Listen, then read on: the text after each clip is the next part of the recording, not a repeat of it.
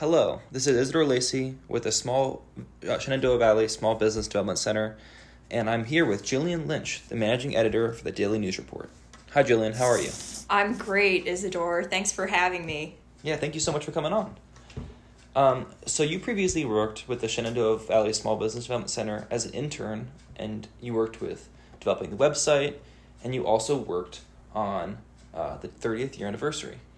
I did. So I was a intern here at the Shenandoah Valley Small Business Development Center. I loved my experience while I was an undergrad at JMU. We were back in the ice house at that time, near where I work now, which is the Daily News Record.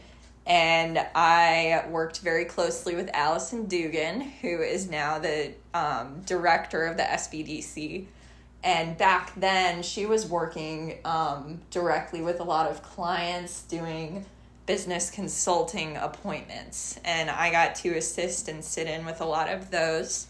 And through that experience, I got to meet a lot of local entrepreneurs who were doing some very interesting things.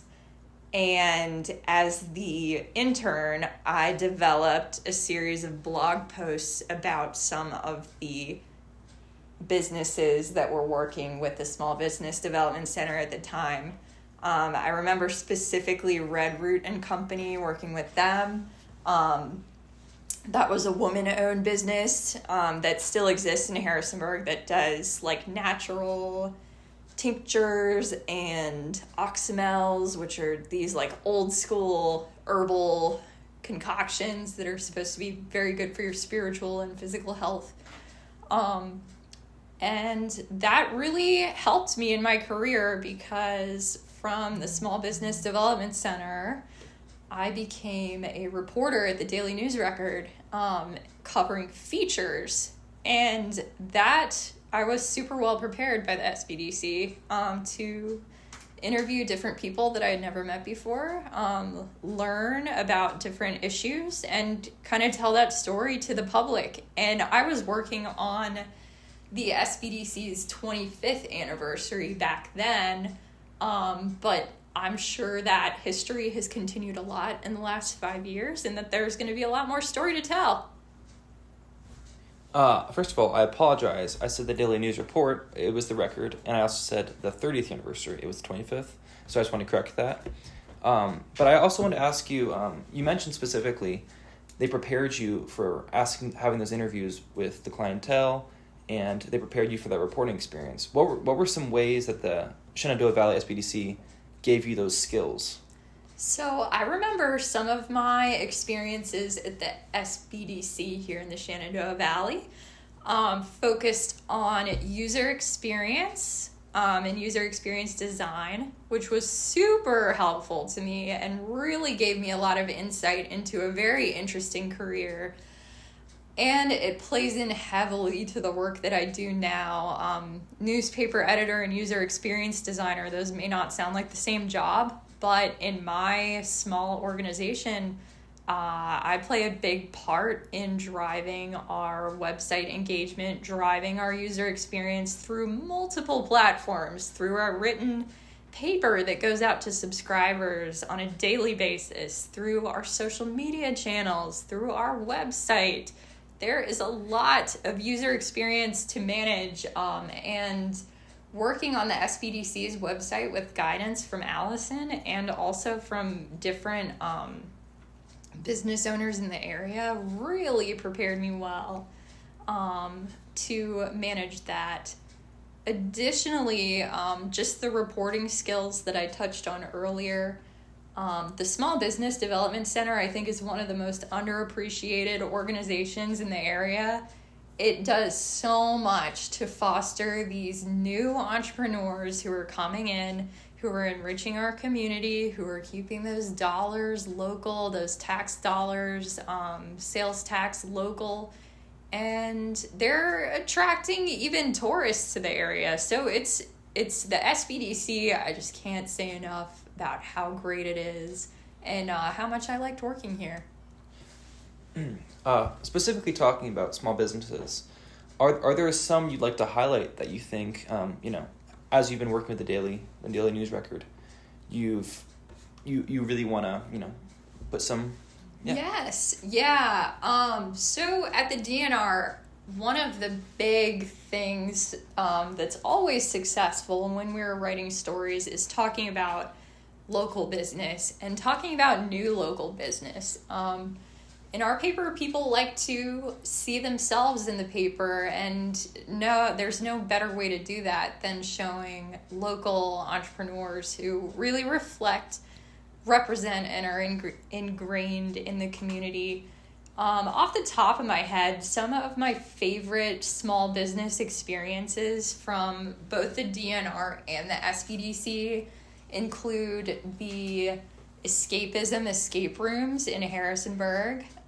When they first opened a few years ago, I was the features reporter at the DNR, and I got to meet the owners and go through an escape room inside this building in downtown Harrisonburg that they had completely transformed into what looked like a movie set. And I got to go inside a house inside of this building for this escape room, and they created like a lunar landing scenario with an escape room. And just to see the work that went into it, from the thinking about the problems and the puzzles, the couple came up with all of their own escape rooms. Some people just buy packages online that like give instructions on how to create an escape room. This couple created their own like solutions and problems, and then they built out this room. So that was just that really showed me what ideas coming to life can be, and it was really neat.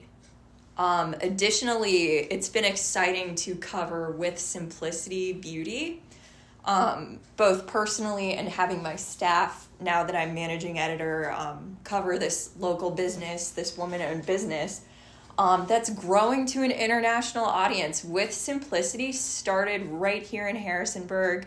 I couldn't tell you if it's gone through the SBDC, but I'm sure there's some kind of connection there. And they have just grown and grown and grown.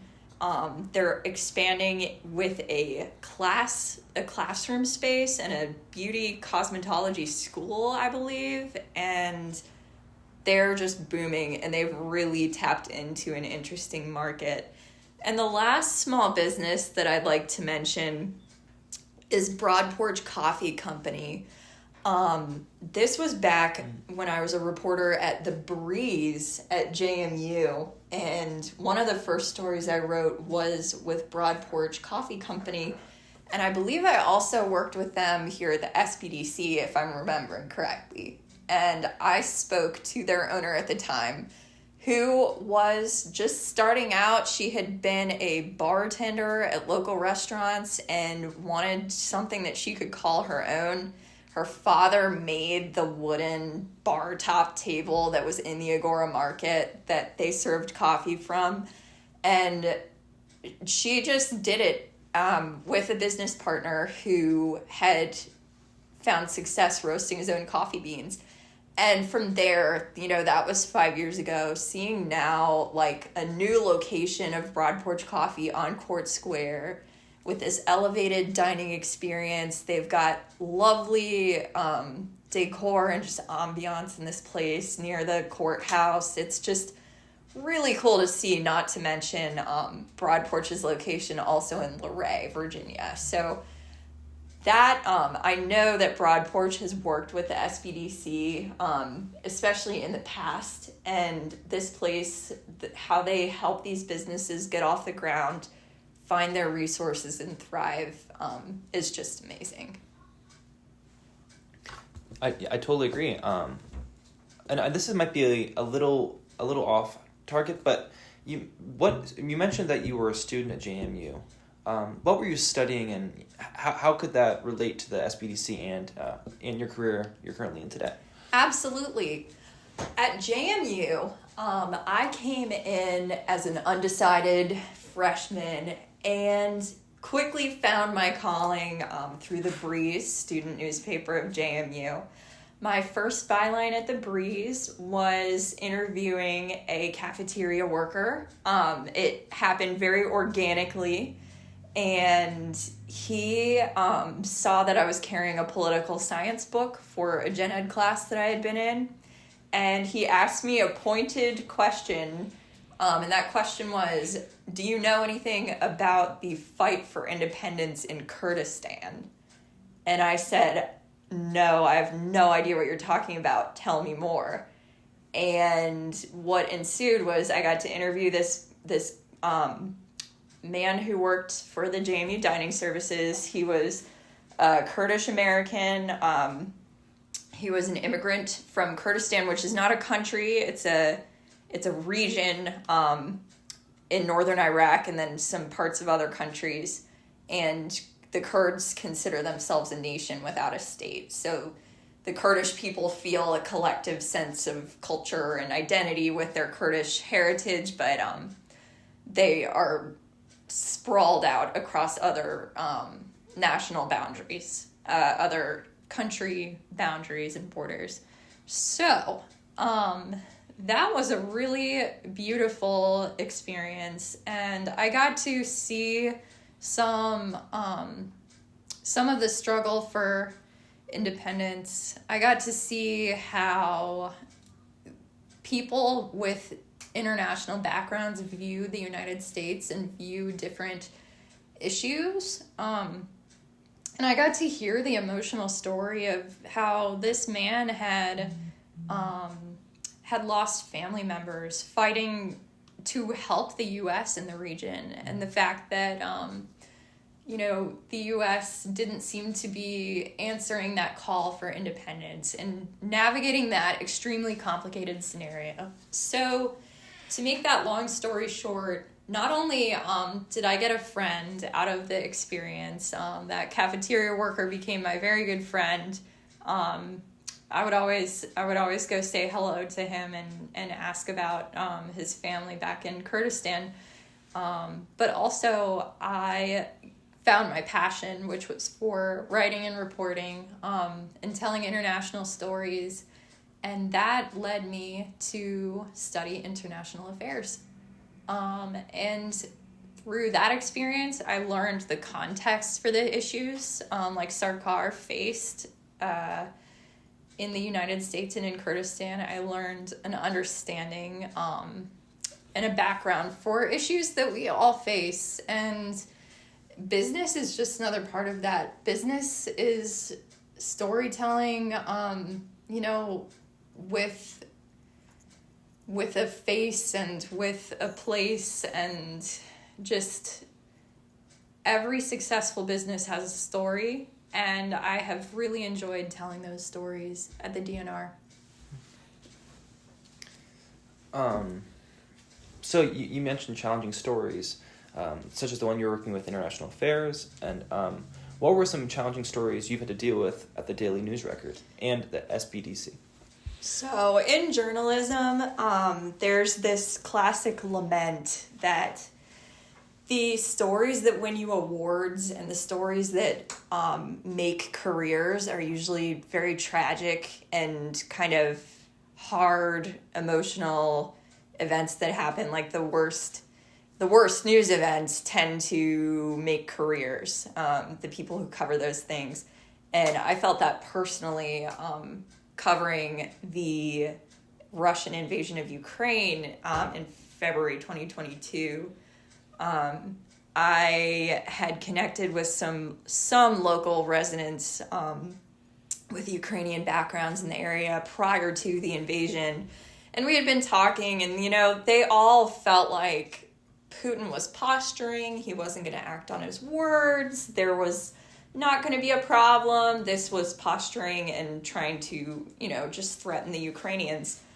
And then to go connect with those same people not a week later and hear that their families were hiding in bunkers, they were trying to get their relatives to come live with them, to just having their lives completely turned over. And it was very important to me to tell that story. And that, that same day, myself and my colleague Ian Monroe went out and talked to as many people as we could, and we pulled this story together about how these locals and how this big Ukrainian, this big Slavic community in Harrisonburg was reacting to this very tense subject. And we found a variety of viewpoints and a variety of sad stories. And that coverage, pulling all of that together, resulted in my first place breaking news award for the Virginia Press Association. So out of that, it came this opportunity to advance my career and like an award. And it's a weird feeling to kind of balance those two things. And then if I can, Isadora, I'd like to tell you about another experience that is a little more silly, but it was also very personally difficult. So there was going to be this was on D-Day, which is June 6th, I think it was in 2022, and there was going to be an anniversary flyover from Dynamic Aviation in Bridgewater. And I was interviewing the pilot to write a preview story about this flyover. And we're talking, and it sounds so cool. They're going to do a formation flight in these historic planes over the whole area. And so at the end of the conversation, I'm like, hey, Mr. Pilot, what are the chances that I could get in this plane with you for the flyover? And he was like, let me check with some people. And I got a call back the next day. And of course, they said I could come. And so I was so excited to go in this historic plane. I ended up being in the jump seat of the cockpit with the two pilots.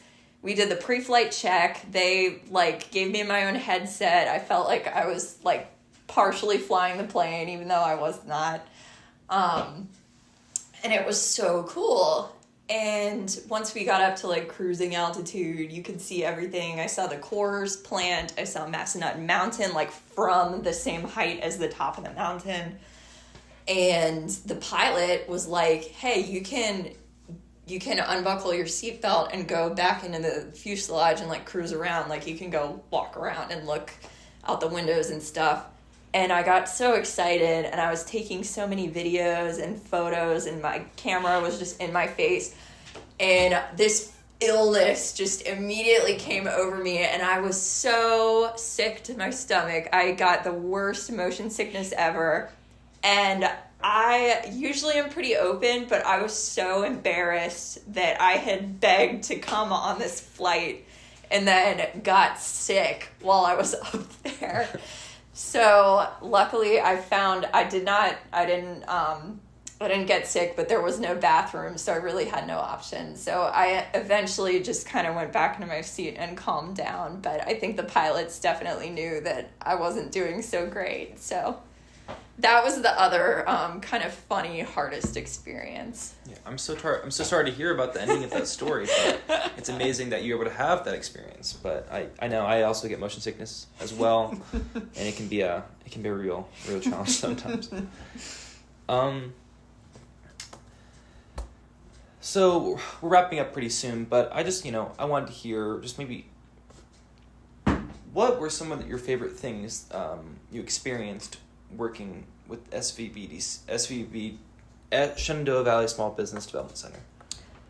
Well, the first thing that comes to mind is Miss Joyce Kreck, and she was the director here when I first started, and of course she passed away just earlier this year, and that was very sad to hear about. She was a delight to work with, and I knew that she was dealing with a lot with her treatments even back then. So just wishing the SBDC and her family, peace and comfort, and just that she made a big impact on me personally.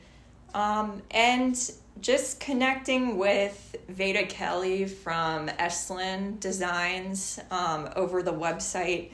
She had consultation meetings with Allison Dugan and the rest of the members of the SBDC to discuss their website layout. And talking to Veda was really cool because here I was an intern, making my little wireframe designs and trying to come up with a user experience flow and user flow diagrams and things like that. And Veda's a professional Harrisonburg-based female entrepreneur who actually knew what she was doing and came in and presented these ideas and guided the SBDC. And I thought that was really neat. That this small business was kind of giving back to the SBDC in a way. I don't know if they had a business deal or whatever, but just that partnership, was really neat.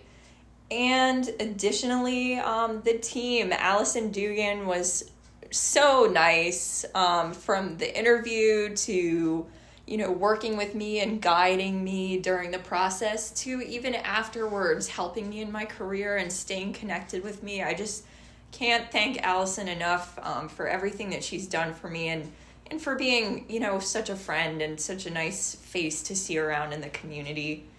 And finally, I would say with the SBDC, the space and just the environment, the classes that they would put on. I remember going to a business startup workshop where all these different people who had business ideas came in. Forgive me, I'm sure there's a professional name for what that is, but it's escaping me. And there were so many different ideas, and you knew that not all the people in this room were actually going to pursue exactly what they presented in this kind of startup meeting, but it got them really, it's like the first serious step you take after just having an idea is coming to this business meeting and saying okay, how would I get a business loan? Or what would my SWOT analysis be? Strengths, SWOT, weaknesses, opportunities, threats. What's my marketing strategy going to be? How am I going to make this work with my family? What's my mission statement even? And seeing how the ideas that people had developed just in those few minutes of that class, working with Allison and working with the other business advisors at the SBDC, it was really neat to see. That's a terrific point. You mentioned partnerships between Allison and the connections that we have in the community as well. And I totally agree with you. There's a lot of aspects to business that I feel go untalked about or will get figured out at a much later point. But I think having those plans in place is terrific, and it's wonderful that the Small Business Development Center can provide that. You mentioned as well that you have your own podcast that you do regularly, so I don't know if you wanted to plug that, but yes, absolutely. Thank you, Isadore. I would love to plug the Daily News Record has a weekly podcast. It's called The Bottom Line. And each week, I'm the host, and I interview different members of the community. I interview reporters at the Daily News Record. And what we do is we unpack what's happening in the area in a way that you can just turn on while you're drinking your coffee in the morning or while you're driving to work in the car. It's got that local focus for people who live in Harrisonburg and Rockingham County.